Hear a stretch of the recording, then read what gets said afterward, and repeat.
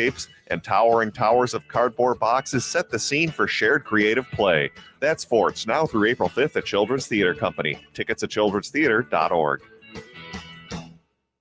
Portions of the following program may be pre-recorded.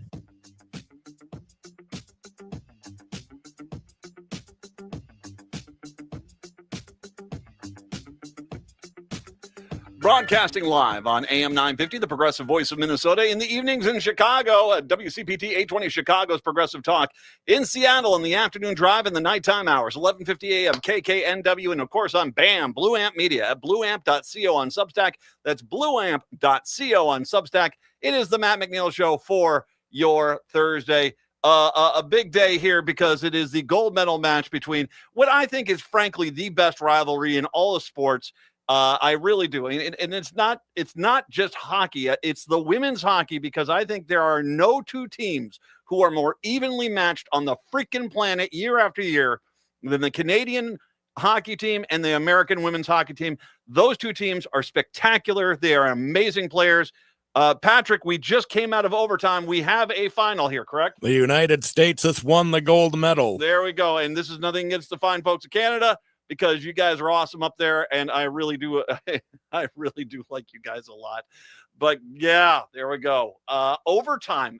When did we score to tie that up? I didn't see that. There's about a minute and a half left, I think. Oh, wow. It can't, the United States, awesome. It was Megan Keller, right? Who is? How much do we know about Megan Keller? We can do some quick looking up and find out. Okay, our crack sports squad here at AM 950. We are working on this as we speak. Megan Keller, she gets the goal. Outstanding, and yeah, I'm very proud of that team. They're a great team. USA, Canada, please do not hang your head low. You guys are amazing. You guys are awesome. You get silver, and it's not, many years you guys will win gold and we'll win silver. It is, I think, the women's hockey, Canadian versus US, is the greatest sports rivalry, because I have never seen a year where it's not quite literally an overtime game, going to a shootout, biting your nails. It is unbelievable. Unbelievable. So there we go. USA, nice win there for them. Oh, unbelievable. So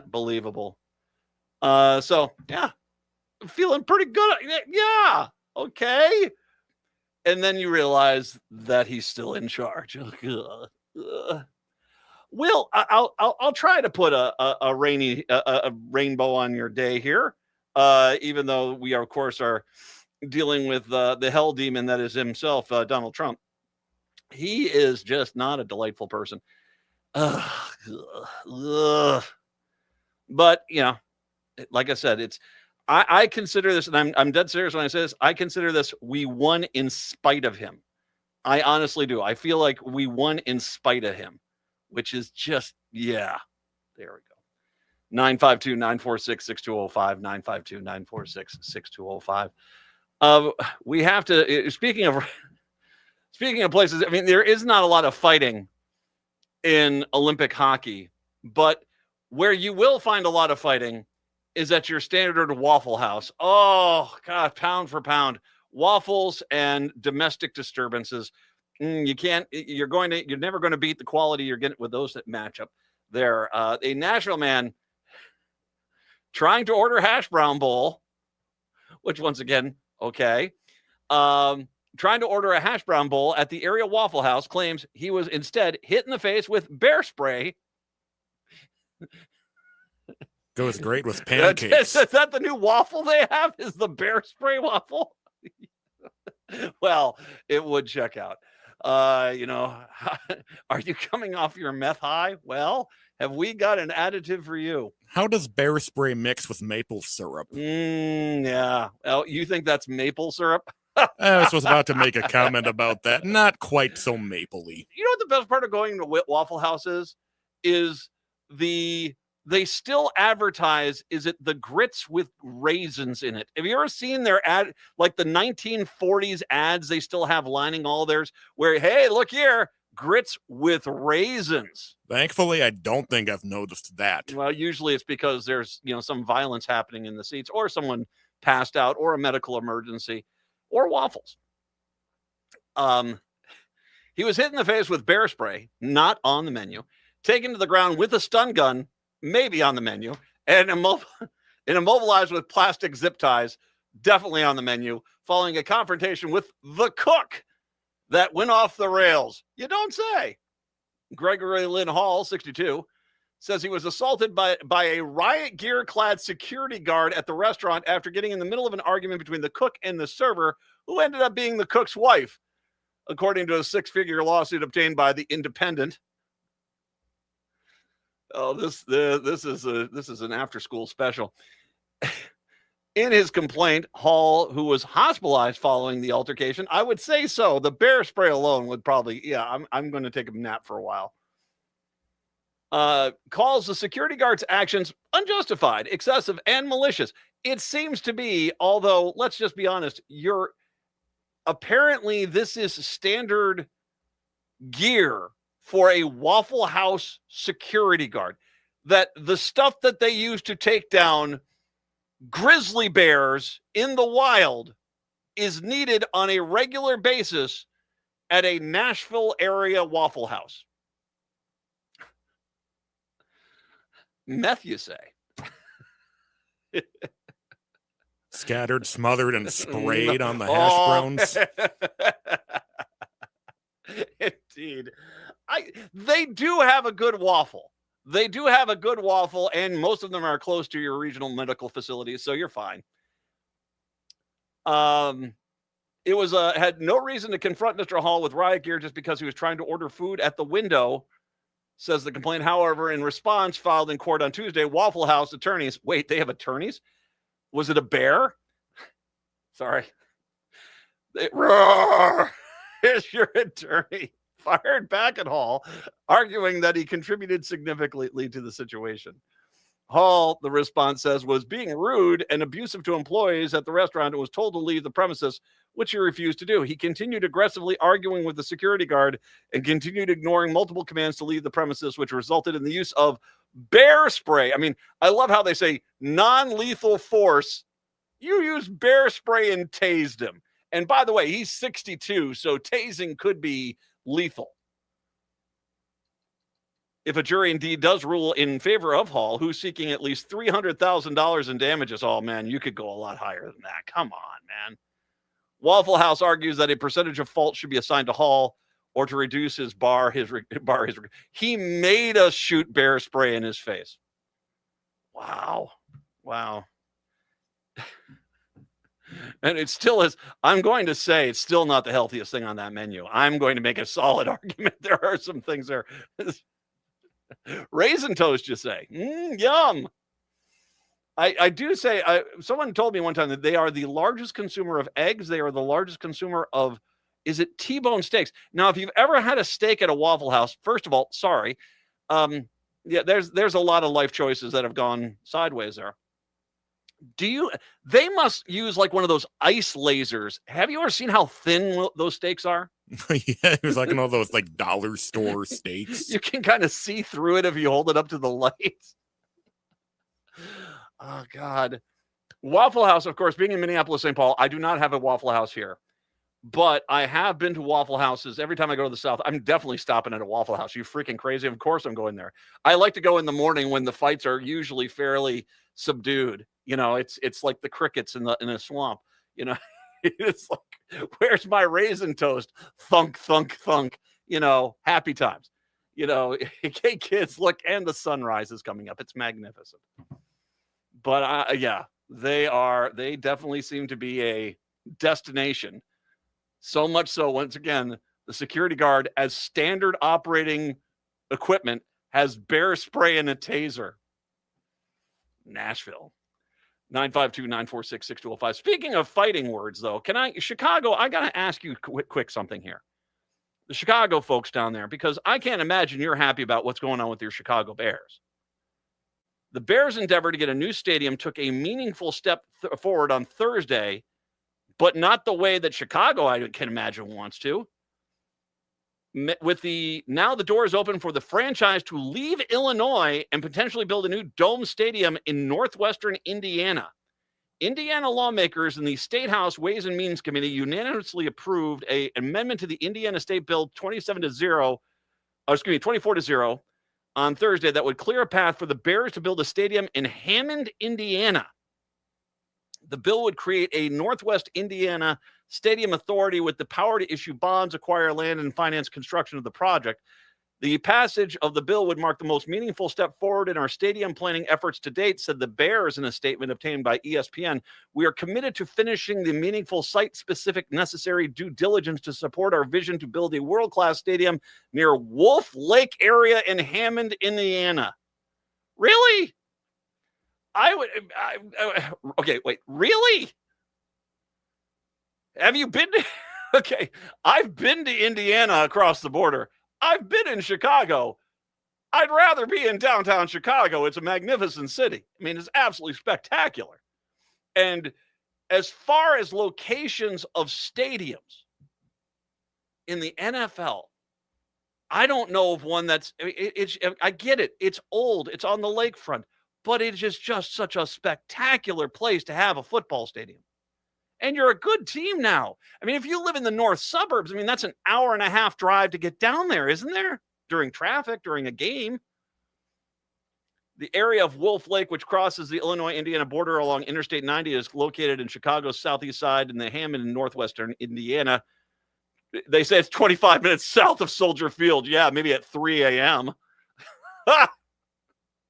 The Bears have been seeking legislation in the state of Illinois that will allow the team to negotiate tax payments with local government bodies instead of paying for property taxes. The team had previously announced that it would invest $2 billion into the construction of a stadium, but was seeking an estimated $850 million in public funding to cover essential local infrastructure, including roads, sewers, and improvement to adjacent commuter rail lines around the 326-acre property area in Arlington Heights, which is kind of in the northwestern suburbs, but still closer to downtown Chicago than Hammond, Indiana.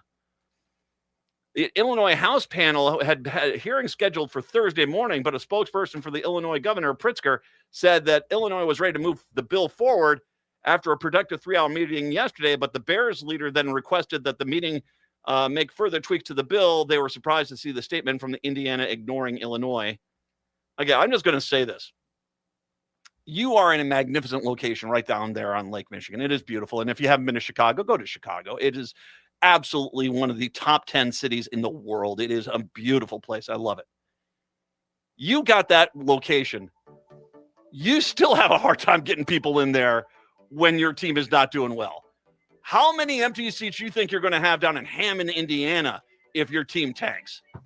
Yeah, sit where you want today. It is your Matt McNeil Show. Switch on the sky and the stars glow. Hey, it's Patrick for Zero Res. February is the month for love, so when was the last time you gave your carpet the love and attention it deserves? Maybe you've been procrastinating on the holiday post-mortem cleanup at your house. Are you worried if you got down on your hands and knees what you might see or smell? Not only is your carpet one of the biggest investments in your home, but it's also the largest air filter in your home. And what's worse, you're going to be stuck inside breathing this nasty stuff for months. And you're just in time for Zero Res's post-Valentine's Day flash sale. Get 3 rooms of carpet cleaned for $109 plus a 4th room free. But you have to book by February 20th.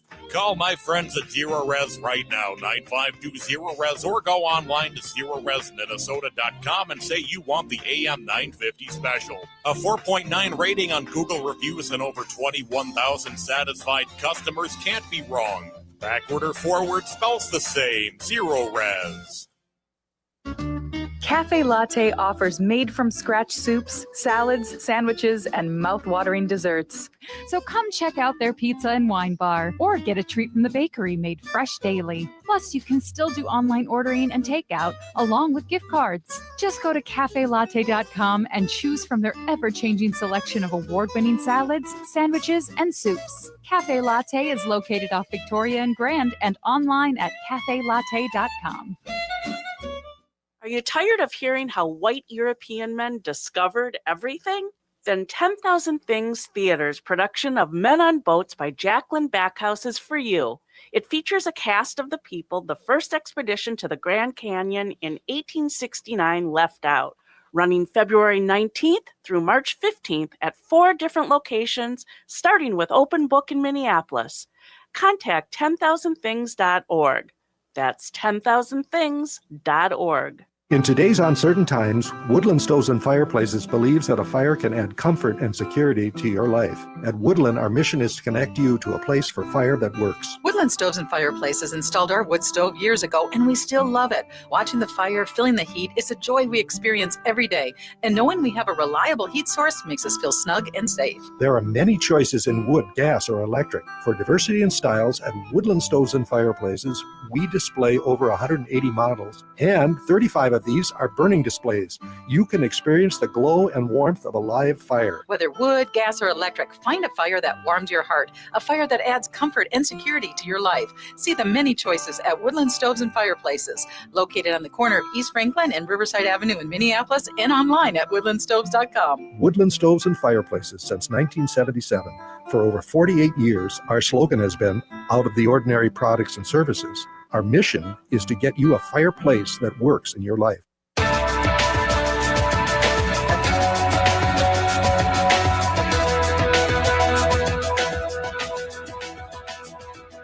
is the Matt McNeil Show. By the way, Megan Keller, the U.S. hockey player, she's not from Minnesota. She's actually from Michigan. Played at Boston College.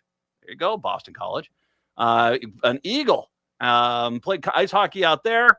She is now the captain of the Boston Fleet in the Professional Women's Hockey League, which is a good watch. You should pay attention to that. That's some good stuff there. She gets the overtime winner. U.S. beats Canada 2-1 in overtime for the gold in Italy. 952-946-6205. Okay, so yesterday I brought up that there was a page that used to be on the Department of Health and Human Services website that basically warned against, fraudulent cures for autism, fraudulent treatments. One of the two. I think it was treatments. And it used to say, hey, whatever you do, don't drink raw camel's milk. It doesn't cure autism, and it's insanely dangerous for humans to drink.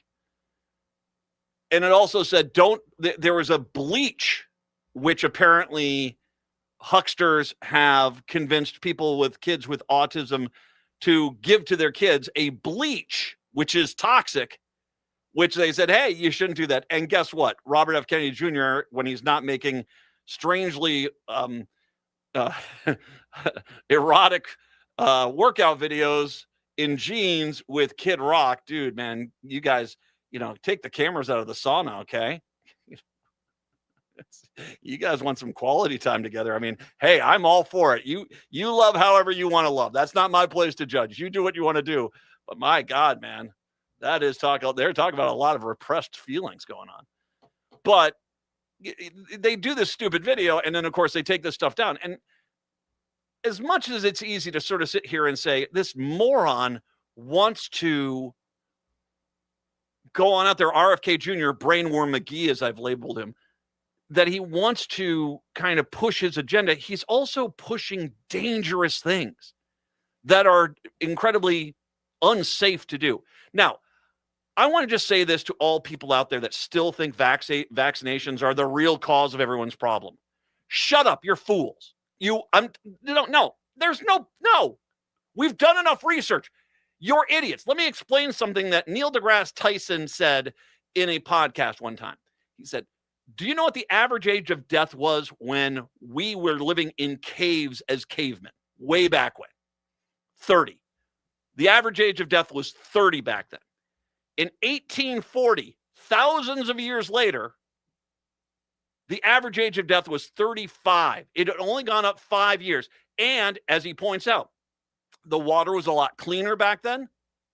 That you were eating organic, you were eating grass-fed beef, you were eating a very healthy lifestyle, and we'd only picked up 5 years. In all those thousands of years, we'd only picked up 5 years on the average lifespan. The average lifespan today is 79, 80 years old. And the reason why it is is because science has made us live longer. And one of the major contributors to that is vaccines, because you used to have a family wiped out by scarlet fever or tuberculosis or meningitis or measles, and they would get wiped out. And you go to a freaking cemetery from the 1880s and look at mom and dad, and next to them, little child graves, 8 of them, 9 of them. They'd have 12 kids because 7 of them would die before they made it to 6 of treatable diseases, vaccinationable diseases today. We are a victim of our own success. And you stupid morons, because you want to think like I'm nuanced, I'm not going to just take what everyone says. It's the sun. It's the moon. There's no debating some things. But yet you fools want to sit there and still come on up with this idea that there's something, the rest of you are wrong. And even when it's proven to you how fraudulent your ideas are, you still can't get out of your own way. Case in point. 6 weeks ago, Ethan was like most 7-year-olds, spending the weekend riding his new bike or playing Minecraft. He had just learned how to ride, and he got the hang of it right away, Ethan's dad, Luis, said. He wanted to go outside because he wanted to jump on his bike. It was an amazing thing for him. Instead, since late January, the schoolboy has been confined to a hospital bed with measles and encephalitis, a complication that causes swelling and inflammation in the brain. It's pretty much as if he was paralyzed, his devastated father told The Independent. In a phone interview from his son's hospital bedside, Ethan's parents decided to not immunize him against measles as they did with his 3 brothers. Still, despite Ethan's ordeal, his mom stands by the decision. We're not blaming God for this. Well, that's good, because God is not responsible for this. You are.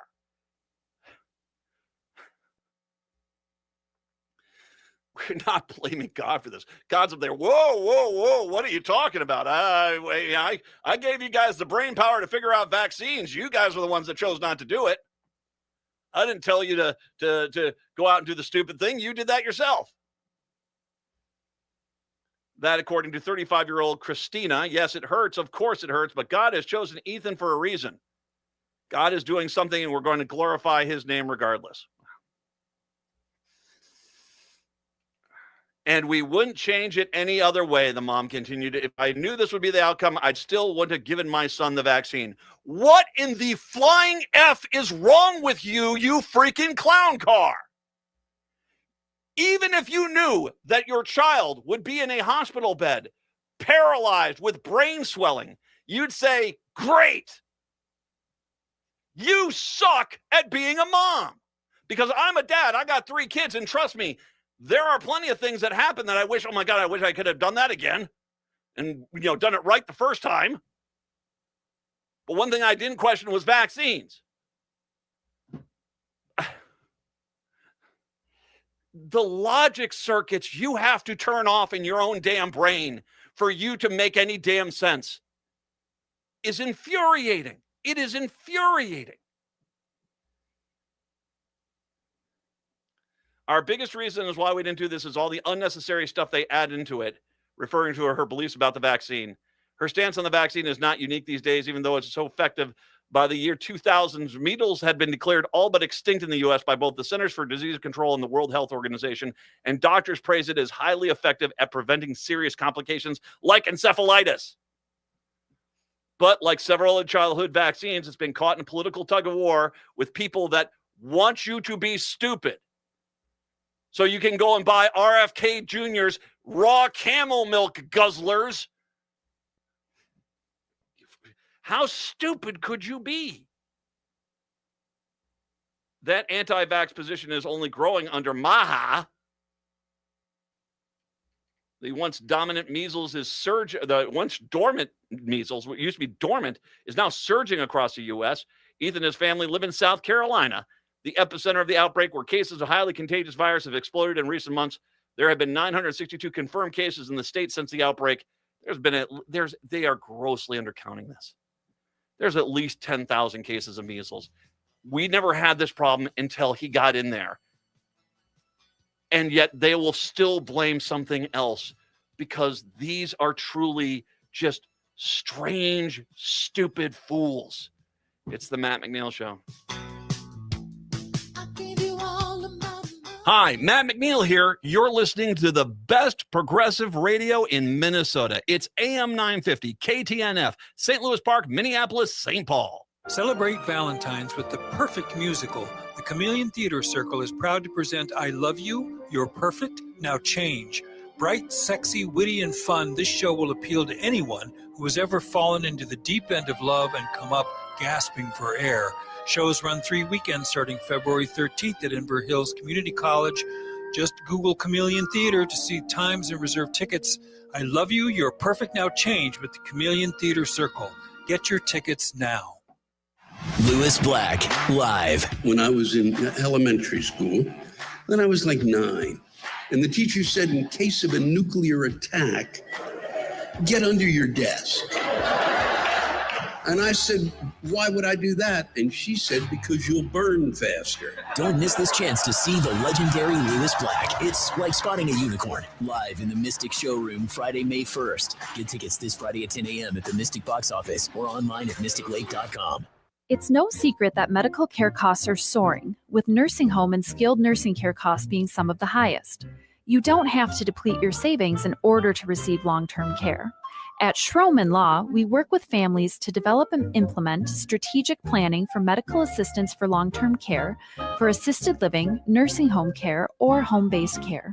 Contact us today to schedule a free consultation at schromanlaw.com. That's SCHROMEN law.com. Hey, Chanhassen and Eden Prairie, it's Alex with Buzz Cut Mowing. Why wake up early, freeze, and shovel snow when I can handle it for you? I provide fast, reliable snow removal so your driveway and sidewalk stay clear, safe, and stress-free all winter long. Relax, enjoy your morning coffee, and let me do the heavy lifting. Visit buzzcutmowingmn.com today and make this winter easier, warmer, and worry-free with Buzz Cut Mowing, because nobody likes shoveling snow. Registering with the Selective Service System is something every 18-year-old guy is required to do.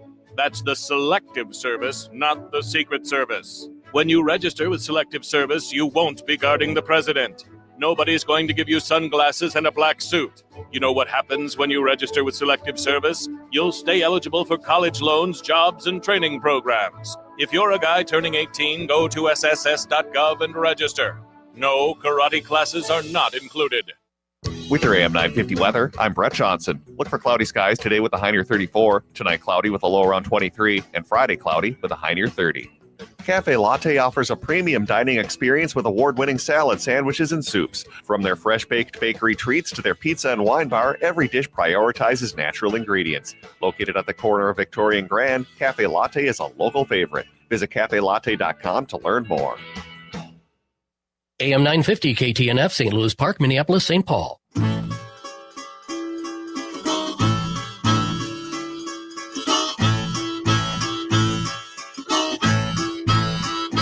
It is the Matt McNeil Show, broadcasting in the evenings on WCPT 820 Chicago's Progressive Talk, afternoon drive and nighttime hours in Seattle, 1150 AM KKNW.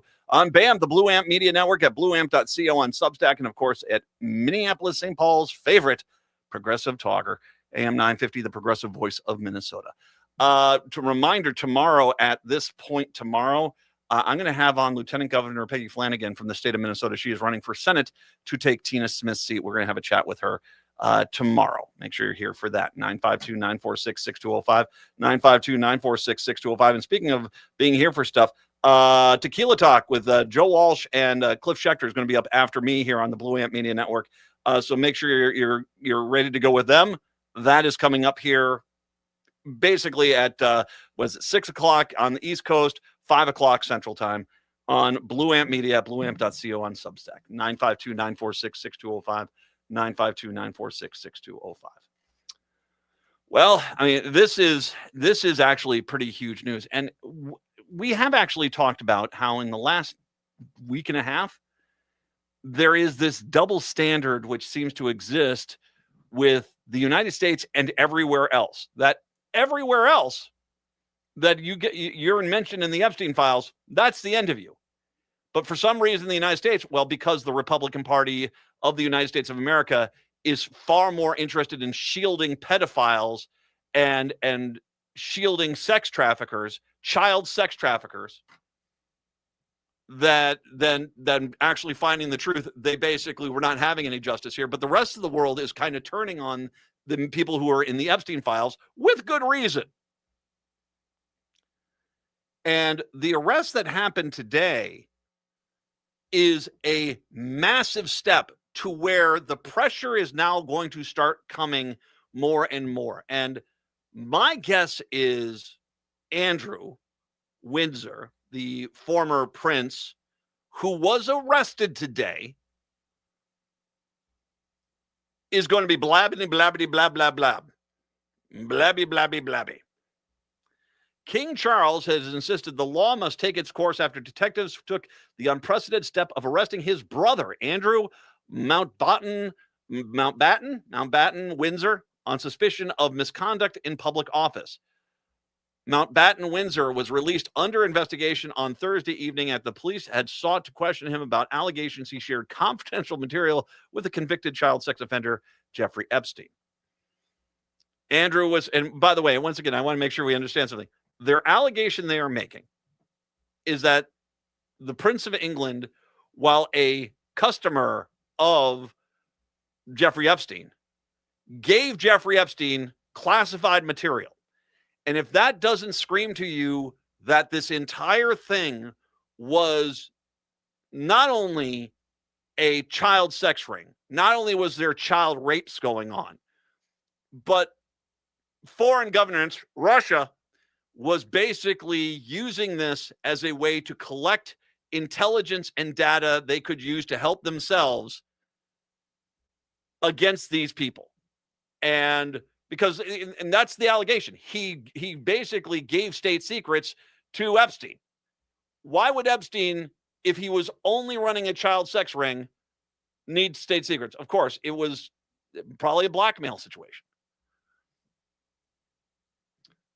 Andrew was pictured slouched in the back of the vehicle as he left Alsham Police Station in Norfolk. In a statement, Thames Valley Police said, on Thursday, we arrested a man in his 60s from Norfolk on suspicion of misconduct in public office. They arrested a man has now been released under investigation. We can also confirm that our researchers in Norfolk have concluded on an extraordinary day that could have profound effects on the royal family, unmarked police cars and plainclothes officers from the Thames Valley Force were seen at Mountbatten Windsor's residence at Wood Farm in the Sandringham estate at about 8 a.m. Now, this is since he lost his title. He no longer has a title. He no longer has the benefits of royalty, but they do have, the British family has land everywhere. And so he's basically living on one of their estates in a farmhouse there. They searched the Norfolk property as well as his former home and Royal Lodge at the Great Windsor Park. Hours later, Charles gave his unqualified backing to the police investigation into his brother, who was arrested on his 66th birthday. The king said the law must take its course. What now follows is the full, fair, and proper process by which the issue is investigated in the appropriate manner by the appropriate authorities. Charles said in a statement, in this, as I have said before, they have our full and wholehearted support and cooperation. I think if there's anything that tells you that they know what the deal is, it's that right there. And in the glare of increased public scrutiny, the king and queen continued their royal duties, with Charles attending 3 separate in-person audiences at St. James Palace and Camilla visiting the Sinfonia Smith Square in Westminster for a lunchtime orchestral concert. Meanwhile, Princess Anne visited a prison.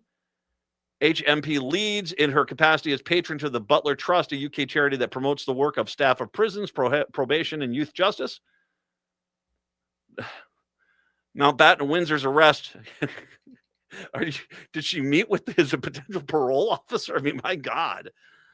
Mountbatten Windsor's arrest, though thought to be the first time in modern history that a member of the royal family had been held by police, came only hours after the Prime Minister, Keir Starmer, said nobody is above the law. When questioned about the former prince, he added that anybody who has information should testify. This is there are a handful of people which are supposed to be what you call untouchable. And up until this happened, I would have said the chances of anything actually like this happening in this country were slim to none, because not only are the weasel Republicans knowingly defending a child rapist, but the Supreme Court will also say, hey, the Constitution doesn't say you can't rape children. So, that's on the founding fathers. So he's legal to stay in there and rape as many kids as he wants. I wouldn't do it, but, because they're only there to make excuses for Trump. But now I'm starting to wonder. By the way, it should be noted, there is also the story from the Independent today that taking this and looking at this from the American point of view. On Thursday, America woke up to the news that Andrew, the artist formerly known as Prince, had been arrested over serious allegations made in the Epstein files. And you know what? It felt good. It does. Okay, all you Republicans out there, because reminder, so we passed the law that said you had to release all the Epstein files. And so what did Trump and Bondi do? They went and specifically found anything that mentioned Bill Clinton or anyone else who could be associated with a Democrat and intentionally released that first. But after they had already spoon-fed all that information to far-right broadcasters in this state, in this country, so that the broadcasters would go on out there and say, guess who's the big man in the Epstein files? Bill Clinton. And they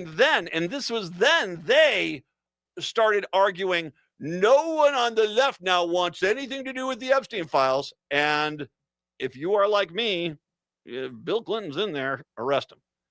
If he's broken any laws, if he raped children, for God's sakes, charge him with a freaking crime. If he trafficked kids, for God's sakes, charge him with a crime. He trafficked kids or he raped kids. What are we talking about here? And funny, when all of a sudden their narrative of, oh, no one on the left wants to see Bill Clinton prosecuted, and every Democrat's like, no, if he's in there and he broke the law, by all means, he should be prosecuted. Then all of a sudden, there's nothing here. It's all a hoax. We've released all the information. You guys, it's Trump derangement syndrome. That's kind of the way they did it. You guys are the Republican Party. You guys just spent the last 4 years, four years, basically railing against transgender people and drag queen story hours because you said they're violating children, which they weren't. But you accused them of doing so because you created this fake veil of piety that, oh, I'm saving the children. And that's why you ate it up and you gobbled it up when Trump, the entire 2024 campaign said, well, we're going to release the Epstein files. Like, yes, because at that point, he was lying to you. The name that is in the file, I mean, at this point, why are we calling it the Epstein files? These should be called the Trump files because Trump's name, I think, is in there more than Epstein's name is in there, for God's sakes. But he knew that, but he kept lying to you. And at no point do you say, he was lying to me. Now he doesn't want to. Now it was a myth. Then it was fake. It was fake. All of a sudden he had to deliver on the promise he made that you guys were there to protect children. And now look at you. Look at all you. So a few kids got raped. What's the big deal? That's you. That's you, the Christian Republican right. So a few kids got raped. What's the big deal? Guys, it just, I can at least say I'm consistent. If you rape kids, you should go to jail. I don't care where there's a D, an R, an I, whatever, an emoji next to your name. I don't care. You should go to jail. If you're raping kids, you're trafficking children, you should go to jail. And the fact that you guys will only call for that as long as you say, is there a D next to their name? Well, then they should go to jail, but not Donnie T. Those teenagers were asking for it.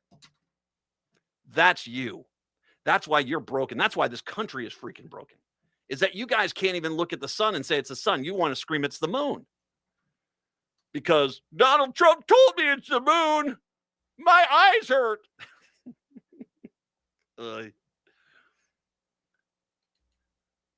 The side where Donald Trump of the Atlantic, where Donald Trump is president, mentioned multiple times in the Epstein files, famously pictured partying with Epstein and Ghislaine Maxwell, though he denies wrongdoing and claims that he cut ties with the sex trafficker pedophiles who were his former friends long before Epstein's first conviction in 2008, says, is it really time for us to all move on? Yes, because yes, there are a lot of emails, a lot of photographs, there's a lot of claims, many salacious and unfounded, but there's also a lot of redactions. Of course, it's some clear, some bad stuff happened, but didn't a couple of people resign, a couple of posts, a couple of universities? Anyway, have you heard about the Board of Peace? The problem is that when you make the Epstein files a central part of your election strategy, it's hard to shrug your shoulders and say, that's all, folks, as soon as they actually get released. Despite some, and by the way, you remember that one story we talked about where he had apparently an auction at, I think it was at Mar-a-Lago, where he was violating the children as they came up on stage to gauge their worth. Apparently, this is something that was put through a different investigation, and they've got the full documents. And the allegations are pretty stark. And one of the things that they came back with is, although they didn't necessarily prove the allegations per se, it was allegations, they didn't disprove them. And that's the key, is you guys want to say they haven't proven it. Well, they haven't disproven it. There's no one, at no point has Trump said, well, I couldn't have been there. Here's video footage of me over at a golf course in New Jersey. I couldn't have been down on Mar-a-Lago with Epstein. You never hear that. What you hear is, that's just, you're making it up. Trump derangement syndrome. That's it. Despite some truly shocking claims, there may have been children as young as 9 years old, perhaps even younger, who were trafficked by Epstein and his associates, that there was a torture video among them. The Epstein and Maxwell paid their victims to recruit their friends into the trafficking network. There's been little action by the DOJ. In fact, it's unclear whether the Justice Department has even looked closely enough at the Trancha files to know what basic specifics. And Attorney General Pam Bondi erroneously claimed that all the files had been released just days ago. She also refused to even acknowledge the victims at a congressional hearing who said that they had been unable to meet with the Justice Department thus far, shrugging the claim as theatrics. As she screamed, theatrics, Mae West there is screaming theatrics as she starts screaming at all the Congress people about the Dow. You should never question the child rapist because the Dow. Maybe. Let's keep our hand. I hope that the truth comes out. I really do, because this is truly horrible. It is the Matt McNeil Show. Crooners is a classic supper club with a wide range of entertainment. Make your reservations for a parade of international, national, and local artists in the main stage showroom, the intimate Dunsmore Jazz Room, or outdoors at the seasonal Belvedere Under the Stars space. Or enjoy Maggie's Piano Lounge. Enjoy 4-star food and drinks with first-class supper club service. What are you waiting for? Go to croonersmn.com for more information and schedule. That's croonersmn.com. Hearts and beliefs collide in the poignant comedy, The Cake, playing at Theater in the Round. Della is a talented Southern baker whose life changes when she's asked to create a wedding cake for her late best friend's daughter, who's marrying a woman. The production offers a tender and funny look at the complex intersection of faith and family. The Cake runs February 20th through March 15th at Theater in the Round. Tickets and more information at theaterintheround.org. Hey, it's Patrick for Zero Res. February is the month for love, so when was the last time you gave your carpet the love and attention it deserves? Maybe you've been procrastinating on the holiday post-mortem cleanup at your house. Are you worried if you got down on your hands and knees what you might see or smell? Not only is your carpet one of the biggest investments in your home, but it's also the largest air filter in your home. And what's worse, You're going to be stuck inside breathing this nasty stuff for months. And you're just in time for Zero Res's post-Valentine's Day flash sale. Get 3 rooms of carpet cleaned for $109 plus a 4th room free. But you have to book by February 20th. Call my friends at Zero Res right now, 952-ZERO-RES, or go online to ZeroResMinnesota.com and say you want the AM 950 special. A 4.9 rating on Google reviews and over 21,000 satisfied customers can't be wrong. Backward or forward spells the same. Zero Res. Hi, I'm Mary T. I'm a proud supporter of AM 950 because this station shares the values that I care about most: community, connection, and making a difference. Just like AM 950, I believe in using our energies, our resources, and our voices to lift up others. That's why I started the Mary T. Scholar Program at the University of Minnesota College of Education and Human Development, providing graduate students with internships internationally. For over the past 10 years, our students have served communities in Laos, Cambodia, Nepal, India, Cameroon, and Thailand, gaining experience and helping people in ways that really make a difference. Supporting AM 950 fosters conversation, awareness, and action in our communities. It's about shared values and believing that together we can make a difference. Visit MaryTinc.com to learn more about the work that we do.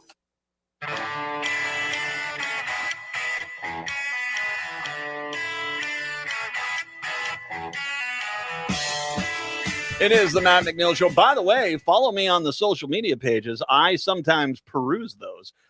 First of all, if you're on Substack, Matt McNeil Show, it's where all the cool kids hang out. Hey, it's a relatively new page, but go there. Follow me there on Substack, Matt McNeil Show, okay? And Blue Sky is my main squeeze. You'll find me over there, Matt McNeil Show. You know, see how that works. So find me, follow me. I'll try to follow you back, and we'll have fun all day long. 952-946-6205. So I'm going to give you, I'm going to read this story here. And it would be very interesting if the rumor about Trump's apprehension about what to do with Iran has to do with this rumor that's flying around. It would be very interesting. I'll get to that in a second. But Trump said Thursday he will decide whether to launch military strikes against Iran in the next 10 days. So now we may have to take a step further, or we may not, Trump said in the inaugural meeting of his Board of Peace. Once again, he's meeting with the Board of Peace to talk about military strikes on Iran because, you know, peace. Does he think it's P-E-I-C-E? You know, it's looking at a piece of the Persian Gulf. I don't know. Maybe we're going to make a deal. You're going to be finding out over the next possibly 10 days, you know, because 10 days, you might find out by March, maybe. A major U.S. military buildup is underway in the Middle East. The USS Abraham Lincoln aircraft carrier is currently in the region. A second aircraft carrier, the USS Gerald Ford, is en route. Yeah, if I'm thinking about the presidents we should put on the aircraft carriers, Gerald Ford is right after Lincoln. Okay, never mind. Anyway. So there's this rumor, and I've heard this. Okay, I'm going to say this. This is a rumor. All right, here's your rumor warning. So I don't know if there's any legitimacy to this or not. Apparently, Israel is blackmailing Trump to strike Iran, saying if they don't do that, they'll release the video of him with children. Iran is saying to Trump, if you attack me, we'll release the video of you with children. So this might be why all of a sudden this urgent matter, which we have to deal with immediately now, is, hey, you know what? In 2 weeks, well, you know, maybe a week and a half or so, we're going to chat about this again. Well, we'll convene something. We got the Olympics are wrapping up here. Basketball is going to be back. You're getting to the end of the college basketball season. Too much stuff to pay attention to. So we'll get back to whether we're going to strike Iran. It would, if damn every one of his voters, if there's any chance that's true, that we've got a guy who is such a horrible monster of a human being that two countries who are at war with each other are trying to get the United States to act in their best interest by blackmailing him with the same tape. Or maybe there are multiple tapes of him having sex with kids. I don't know. Like I said, purely a rumor, but hey, I'm giving all you Republicans a chance to make it. That's not a real tape. You know, why are we talking about sports now? You Democrats, all you want to talk about is politics.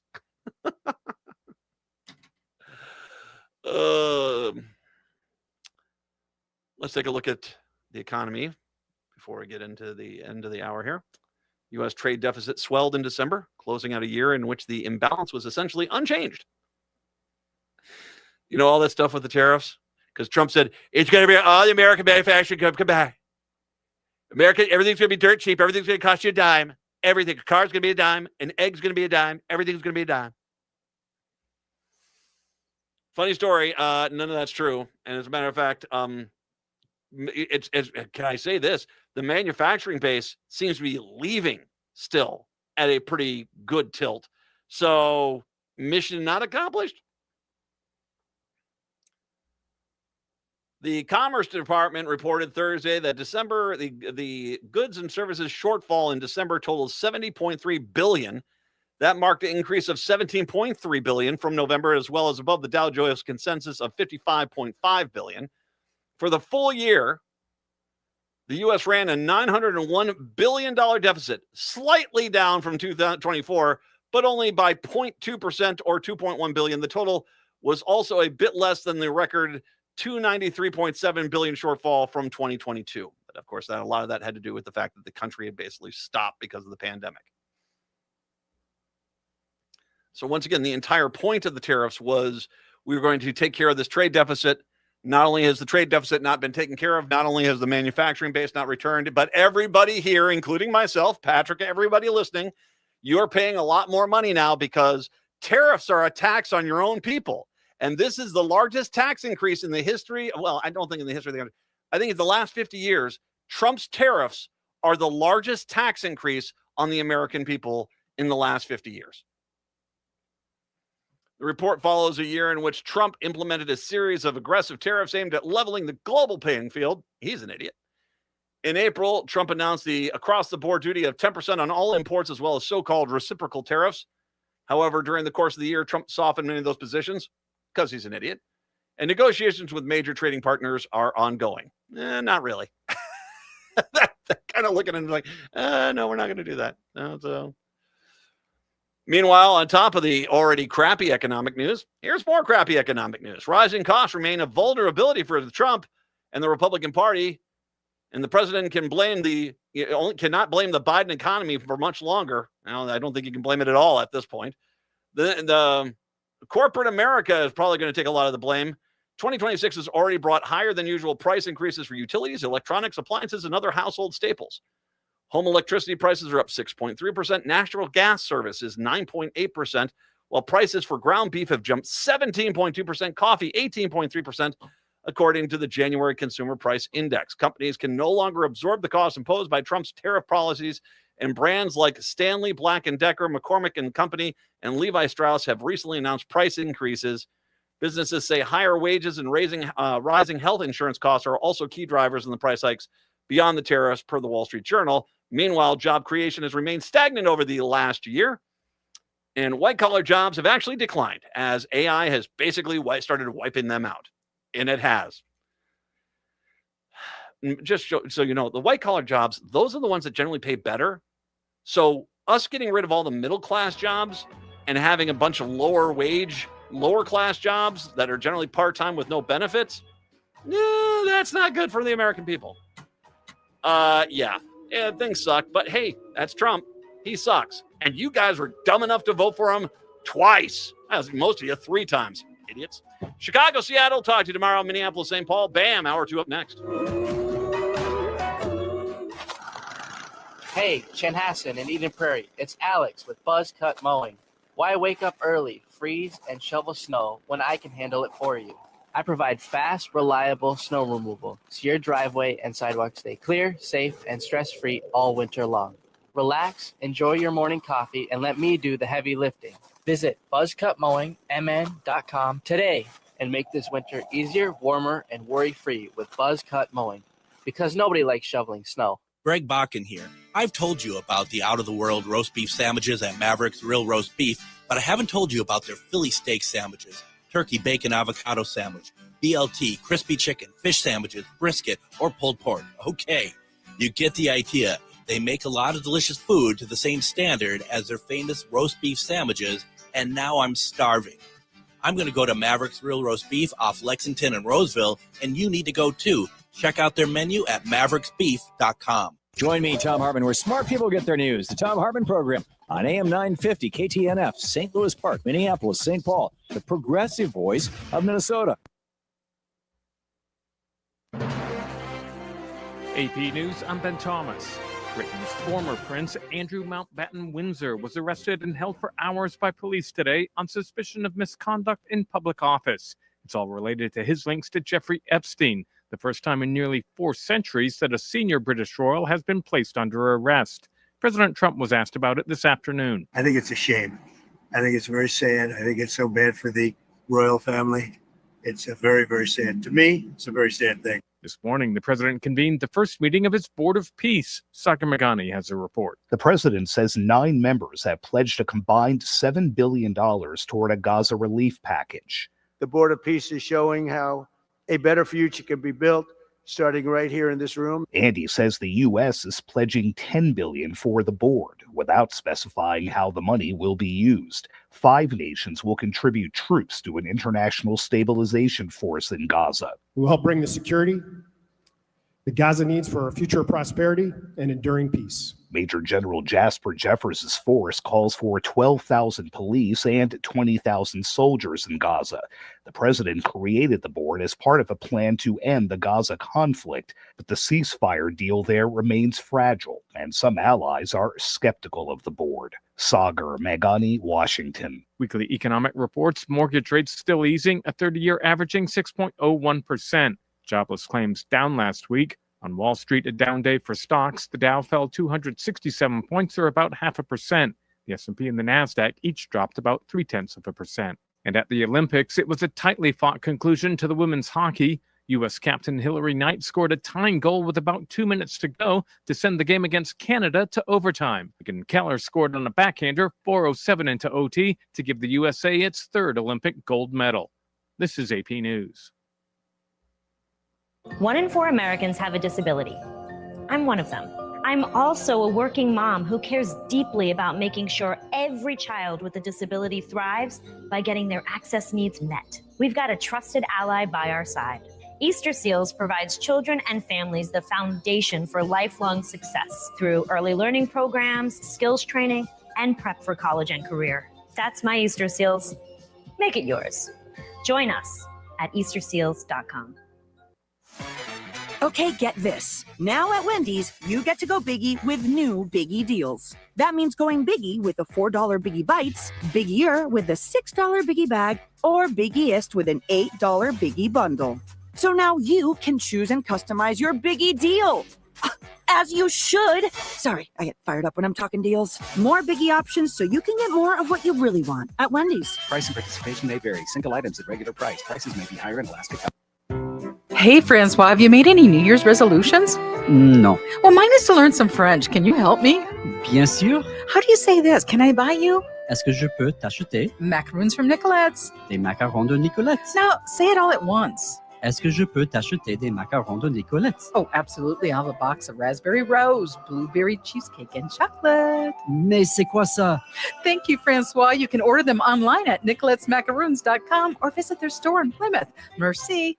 AM 950 would like to thank everyone who joined and donated during our winter membership drive.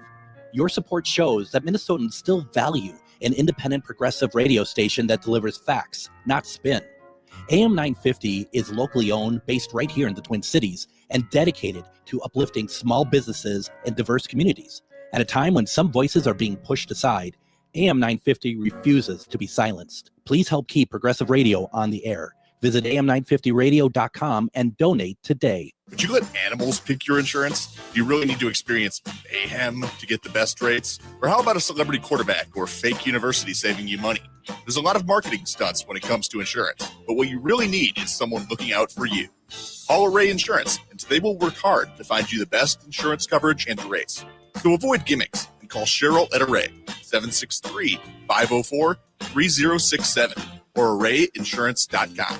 Array Insurance, working hard for you.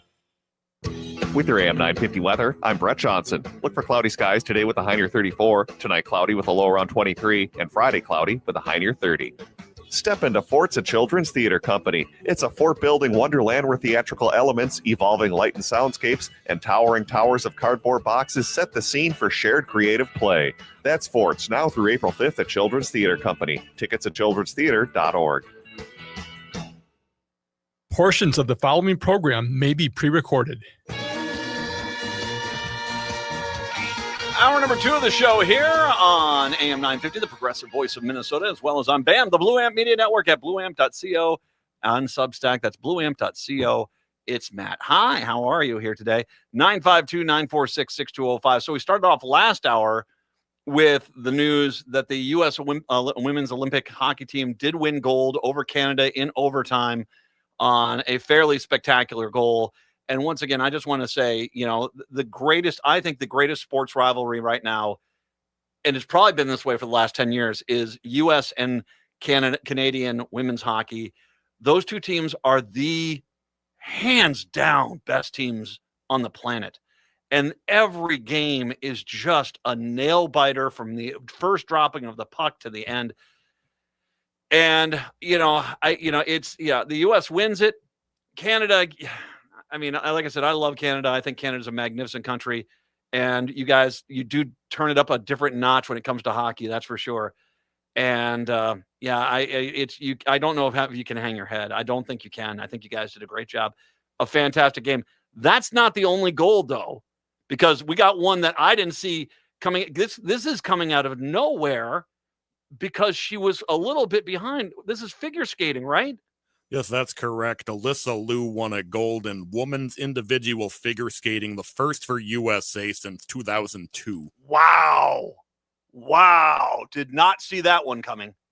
That one, that was not. This is kind of like the men's competition. The guy that won that was fairly behind. She was behind after the technical routine. So, wow. Yeah. Okay. All right. Feeling pretty good. Going to be at 7:00 tonight. There's going to be dong, dong, dong, dong, dong in my house. I'm watching the Olympics, man.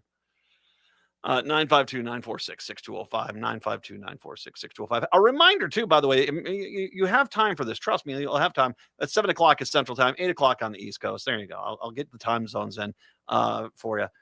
I did want to make sure I mention that our good friend Cliff Schechter, friend of the show, actually an outstanding human being, he's got Tequila Talk with Joe Walsh after this show again today, coming up here at 6:00 Eastern, 5:00 Central, 3:00 on the west side of town here. It's going to be out there. Obviously, a really good conversation and a lot of fun. If you want to enjoy this, it's on the Blue Amp Media Network after this show, so you can go check that out. All right. And then reminder, tomorrow in my first hour, Lieutenant Governor Peggy Flanagan is going to join us. She's scheduled to join us. She's Lieutenant Governor of the state. Things do happen. So she's scheduled to join us. Hopefully she will. We'll talk to her about her campaign running to replace Tina Smith in the U.S. Senate. 952-946-6205. 952-946-6205. Patrick, a headline I think all of us will go, what?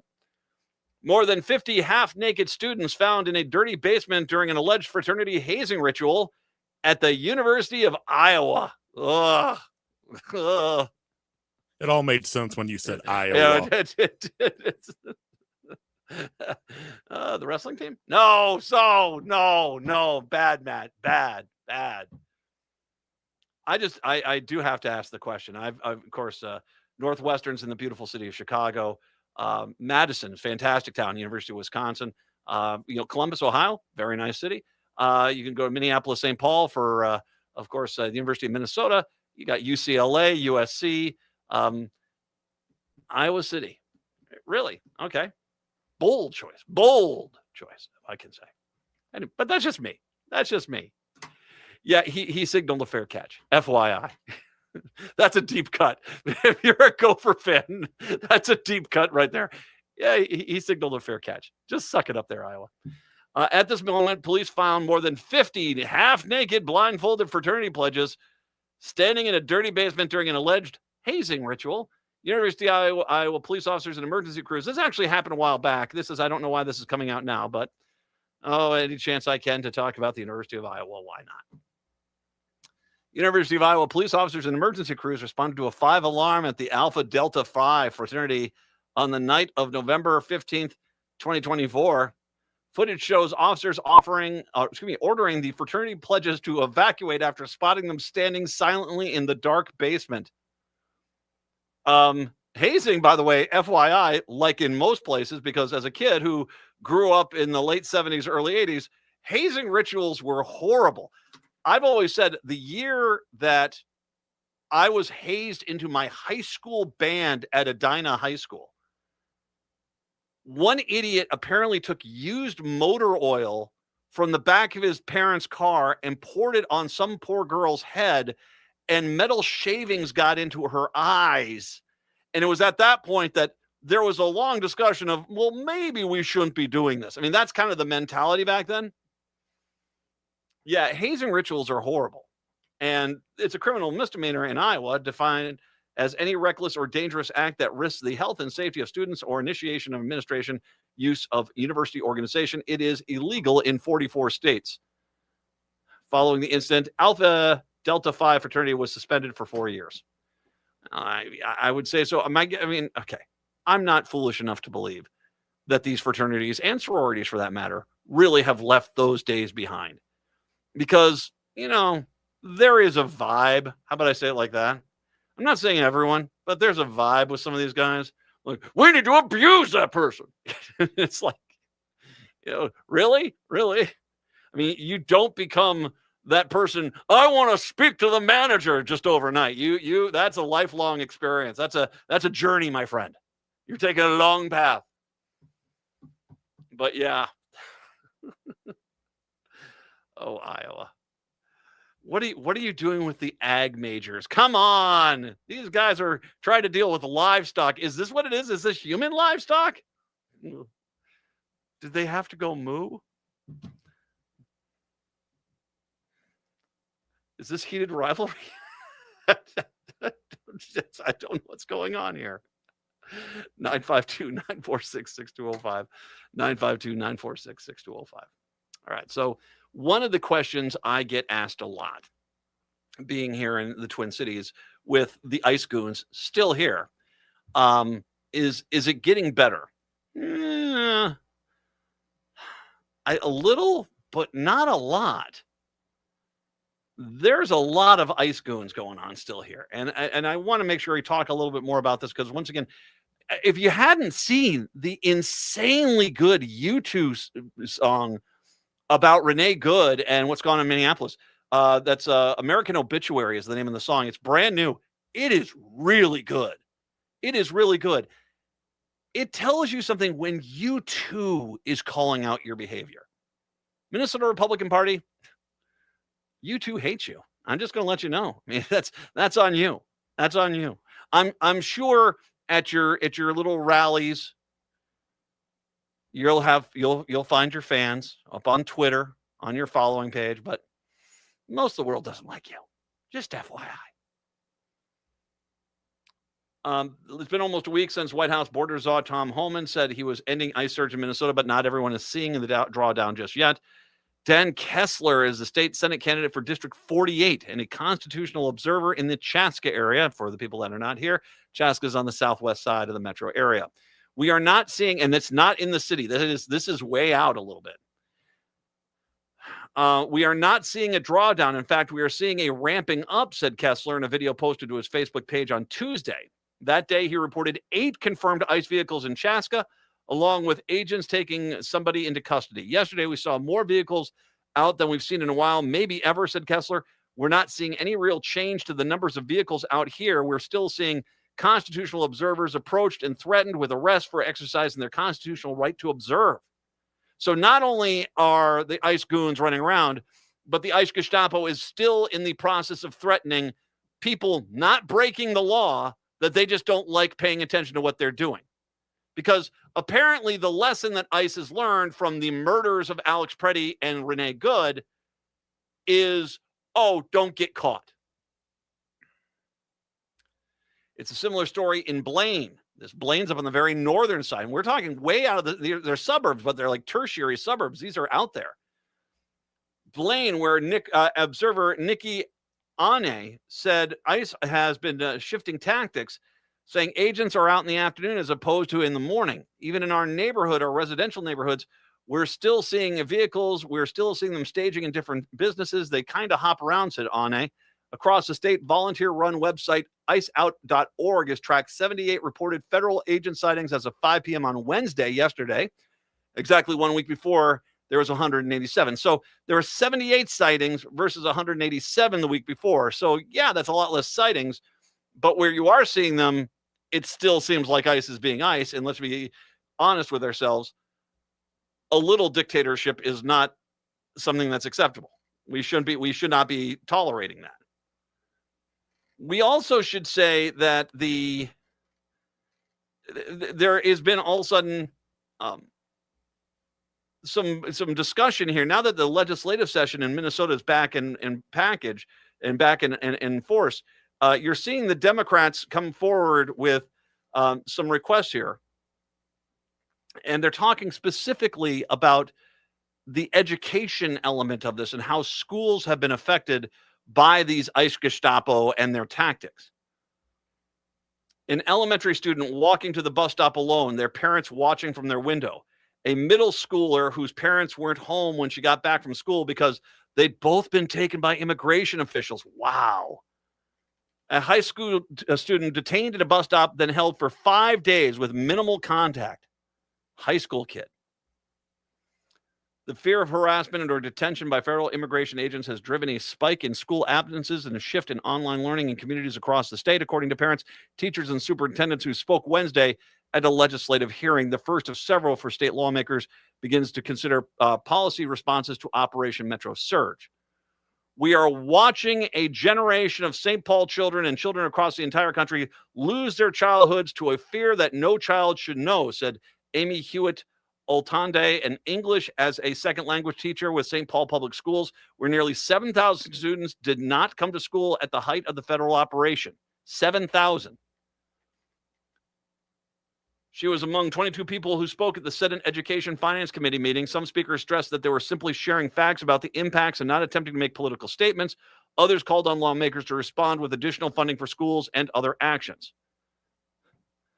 There's some quotes here from the Republicans which are just freaking priceless. Republican committee members were critical at the hearing that it didn't include the perspective of people who support law enforcement and are critical of illegal immigration. So basically, the purpose of the hearing is to talk about incidences where kids were persecuted by ICE agents, and the Republicans were like, hey, where are the kids that liked being persecuted by ICE agents? Shouldn't we be hearing from them? Seriously. Unless we start every meeting with talking about how we're loyal to Donald Trump and that jackbooted thugs. I'm a Republican and I love the taste of boot leather. I do. Let me lick those boots. And unless we talk about that, that's not a fair hearing. That's your Republican Party. Why aren't we talking about how nice ICE agents are as they kill Renee Good and Alex Preddy? Back to the testifiers. Bill Adams, superintendent of Wilmer Public Schools, said a student spent several days at the Bishop Henry Whipple building in detention last month, even though she's a legal resident. Well, okay. They always, here's the Republicans. We're getting the criminals. Well, most of these people are not criminals. Well, we're getting people who shouldn't be here. They're not legal to be here. Actually, we're getting people who are legal to be here. That's Republicans. We are arresting a lot of people who are legally here. You don't like them being here because you're racist and bigots, okay? And you just don't like black and brown people. Let's just be honest about it. And so no matter what, you will make an argument that those people somehow deserve to be persecuted and locked in. Some children needed to be persecuted. That's on you, dude. Bill Adams, the superintendent of Wilmer Public Schools, said about a quarter of Wilmer students were absent in the week that followed, or 936 average daily absences in the district, around 4,000 students. Adams has personally conducted home visits to make sure an adult is present at the home after a parent has been detained. So here's the superintendent of the school district down there, and kudos to this guy. He's finding out that residents in the community are being detained, and he's going, okay, is there an adult there? When was the last time you saw that kind of concern by any Republican? I need to talk about how Kid Rock is the greatest of all time. Exactly. The Minnesota Association of Charter Schools reports some schools have seen attendance drop by 40% or more. Partnership Academy in Richfield, which primarily serves Latino students, saw an all-time low in attendance of 39% on the Monday after Renee Good's killing, said its executive director, MJ Johnson, while learning virtually, students watched on Zoom as ICE arrived at the homes of classmates and staff members, she said. Wow. I want to make sure we understand.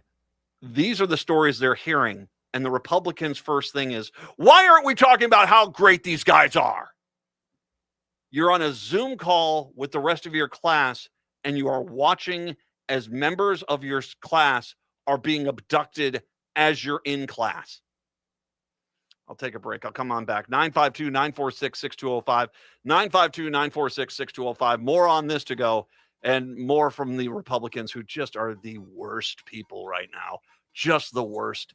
It is the Matt McNeil Show. Get ready to zoom into a world full of color, música, and alegría at Children's Theater Company. Go Da Go, Ve Pero Ve is a bilingual musical bursting with playful, high-speed energy as dogs drive, swim, and race to the big dog party. This joyful espectáculo blends English y Español with expressive physical storytelling. Go Da Go is sure to have you laughing, moving, and howling with delight. On stage January 20th through February 22nd. Tickets at childrenstheater.org. At Woodland Stoves and Fireplaces, our job is to help you find a place for fire. Our displays include over 180 models in diverse styles, and we have over 35 burning displays. Come and experience the glow and warmth of a live fire. Some say there are only two seasons in Minnesota: road construction and winter. Hi, this is Laura, and I agree there are two seasons in Minnesota: summer and fireplace season. I bought my wood stove for Woodland Stoves and Fireplaces in 2005, and every season after summer comes the time when we fire up the wood stove, get out our favorite music, and discover the warmth of fire. Our dog Pumpkin remembers the fire too. He stations himself right there, legs up in the air, just enjoying the warmth of the fire. With the wood stove, we are able to keep the main area of the house toasty warm, while the thermostat is set at an energy efficient 64 degrees. Discover your fireplace season. Visit Woodland Stoves and Fireplaces today. Woodland Stoves and Fireplaces, out of the ordinary products and services since 1977. Hey, it's Patrick for Zero Res. February is the month for love, so when was the last time you gave your carpet the love and attention it deserves? Maybe you've been procrastinating on the holiday post-mortem cleanup at your house. Are you worried if you got down on your hands and knees what you might see or smell? Not only is your carpet one of the biggest investments in your home, but it's also the largest air filter in your home. And what's worse, you're going to be stuck inside breathing this nasty stuff for months. And you're just in time for Zero Res's post-Valentine's Day flash sale. Get 3 rooms of carpet cleaned for $109 plus a 4th room free. But you have to book by February 20th. Call my friends at Zero Res right now, 952-ZERO-RES, or go online to ZeroResMinnesota.com and say you want the AM 950 special. A 4.9 rating on Google reviews and over 21,000 satisfied customers can't be wrong. Backward or forward spells the same. Zero Res. Hey, this is Andy Otto, Executive Director of Twin Cities Pride and your host of Twin Cities Pride Amplified. Our community needs your help. Twin Cities Pride is collecting donations to help our local community in need. We're collecting everything from shelf-stable food to household cleaning supplies, infant care items, and personal care products at our Pride Cultural Arts Center. If you're looking to help, reach out to us at info@tcpride.org or just stop by 1201 Harmon Place in Minneapolis. It's our time to take care of our community and take care of each other all year long.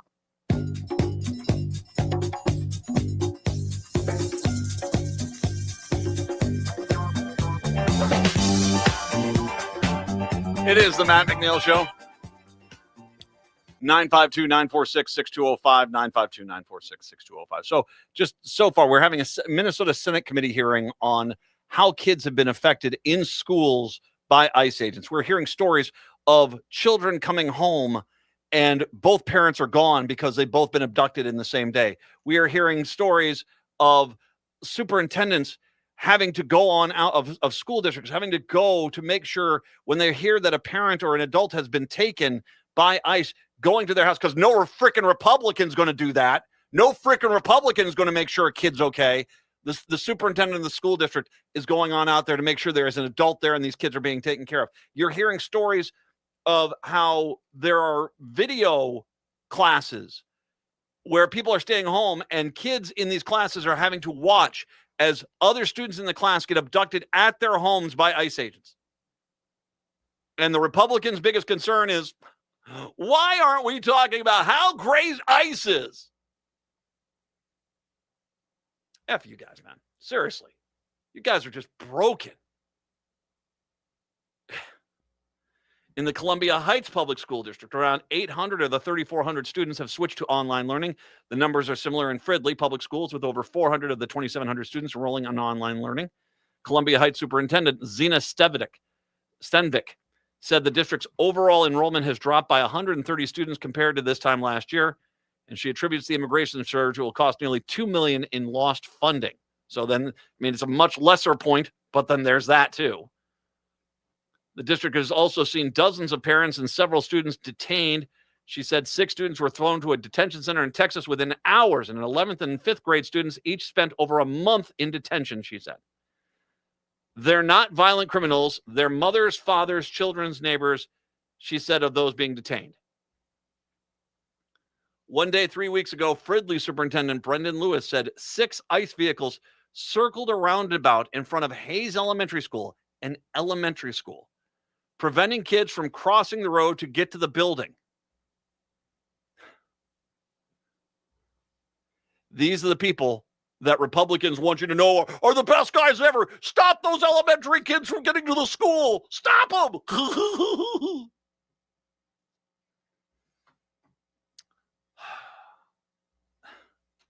They were circling in a roundabout at an elementary school to stop elementary school kids from getting into the school.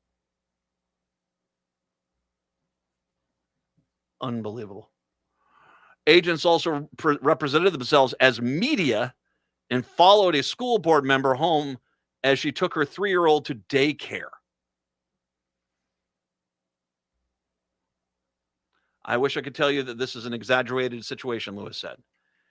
Teacher and parent Sarah Lindsay, who said she's part of a school network that has provided rides to school for 70 kids, delivered weekly groceries to 185 families, and paid rent for 117 families. She shared the story of a family in South Minneapolis that hasn't left their house in 8 weeks and whose 4 children whisper as they learn online with the curtains closed.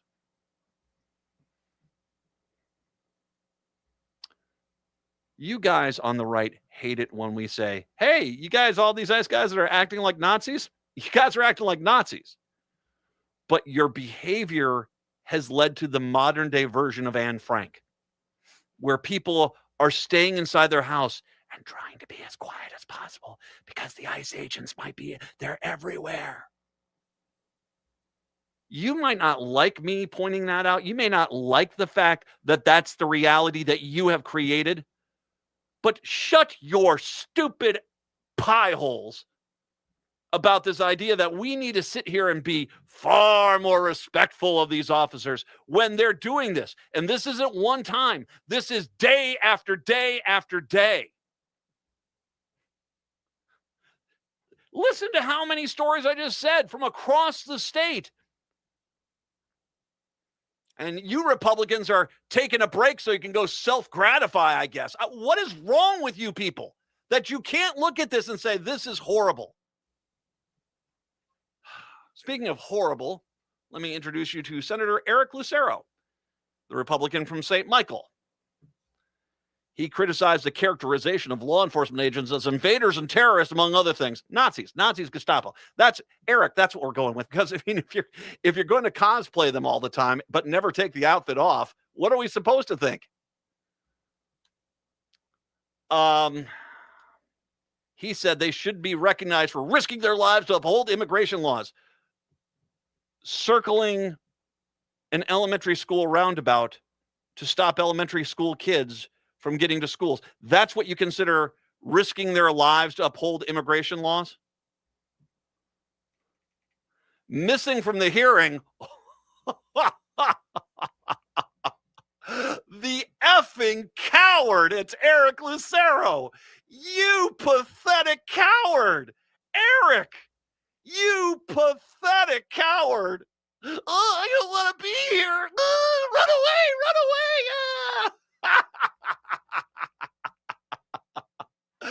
Oh, this is Eric. This is why you're still a virgin. No, I have no idea what your sexual experience is. I have no idea. That's just a joke. That's what we do here. But wasn't even there. But he had things to say about it. Lucero said, okay. No. I need to correct myself. I was missing from the hearing was Lucero. No. He was at the hearing, so I apologize. I am sorry. That was a misunderstanding from the story. I misread that. You were apparently there. I'm completely wrong. Apologies to Eric Lucero. Missing from the hearing, Lucero said, are perspectives from people who are being denied opportunities and resources taken by people who entered the country illegally. What? Wait a second. Wait. Eric, wait. So you were at the meeting. So, okay, my bad. You know, yeah, you're in like Flint. You're scoring like Gretzky now. Okay, sure, fine.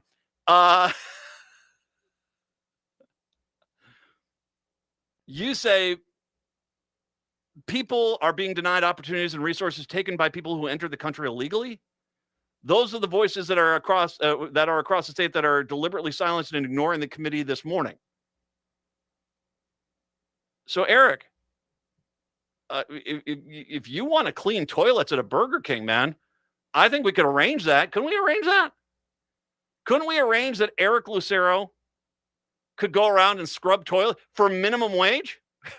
for what the standard immigrant is getting paid?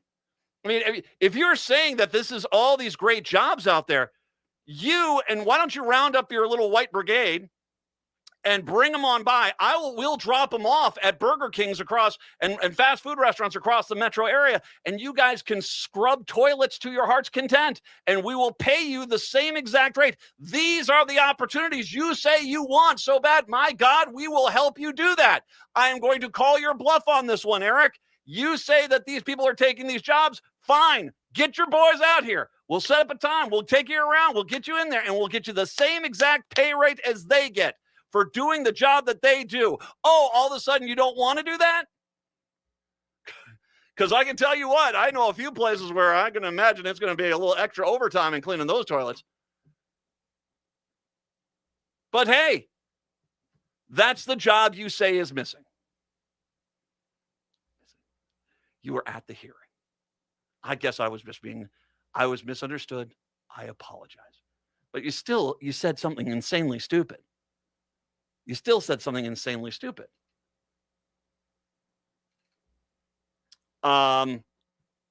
Seriously, Eric, do you honestly think, where are the people who are wanting to work in the meat processing plants out in western Minnesota, who want to work on the hog lots? Where are all the people for the same pay that these people are getting? Where are all the people that are scrubbing the toilets, making the food? Where are all these guys?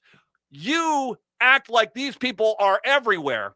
I'm going to bring up the fact that one of the earliest raids we had of ICE in the state of Minnesota was up in Duluth, where basically you went up on a roof, or they went up on a roof and took a bunch of roofers off a house in Duluth in winter last year.